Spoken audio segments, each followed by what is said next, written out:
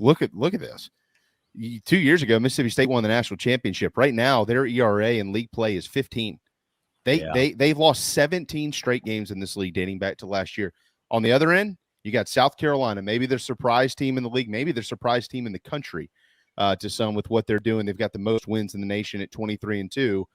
And it kind of describes the league in a nutshell almost, Mike. So you got that coming up this weekend, and we know how good the rest of it is. Describe what you've seen in the first couple of weeks of the season. Well, I mean, when I look at the standings and I see Mississippi State and Ole Miss, the last two national champions, at the bottom, it's like, whoa, huh? What? That's a bucket of cold water in your face. Kudos to the Gamecocks on this start. Clearly, this roster, I mean, I told you at the beginning of last year, I said, I don't care who's coaching that roster, and with the injuries, like, they're not going to win a bunch of games in the league. They're just not. Yeah. This year, they've certainly got a chance to do that. This is clearly a better team with a fortified roster, a freshman phenom, a rotation that doesn't take a back seat to many in the league. Now, look, they're about to start off with all due respect to Missouri, I know they got off to a good start. They're going to start off with three of the second half teams in this league, I believe, when it's all said and done, when everybody's played 30.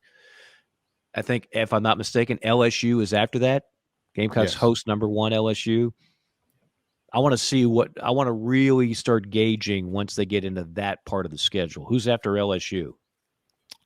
They are pretty damn good. Are they at Vanderbilt after that? I think it's Vanderbilt. Okay. Vanderbilt. So, all right. So those 6 games are going to tell me a heck of a lot more than the first 6, with all due respect. And that's not a knock on Carolina at all. You play the part of the schedule. It all evens out. I mean, you're going to play a brutally difficult schedule when it's all said and done. Now, their non-con was not great, and I don't blame them. You needed to get an injection of confidence for the psyche of this team, this program. So you didn't go over your head. But that record, that didn't mean a lot to me. Going 6-0 in the SEC means quite a bit. How you do against LSU and Vanderbilt will really tell me just where this team stacks up. And I usually don't start making heavy observations on teams until they've played 9 conference games. Then I'm like, okay, now I got a feel. In this case, I need 12. I need 3 more, Your Honor, before I give a true assessment on where they are, a true verdict.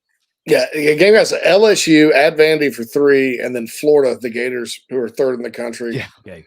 Come in for the next 3. So the next 9 after this serious. weekend are going to be so, I mean, you could, here's the thing, guys. So you could be a top 10 team, but that 9-game gauntlet, you could go 2-7. Right. I mean, and still be a good team, and still be a good college baseball team that's going to make it to the tournament, that may host, that may do all these great things. But that is the kind of stretch where even, say, the last 2 national champions have gone 2-7.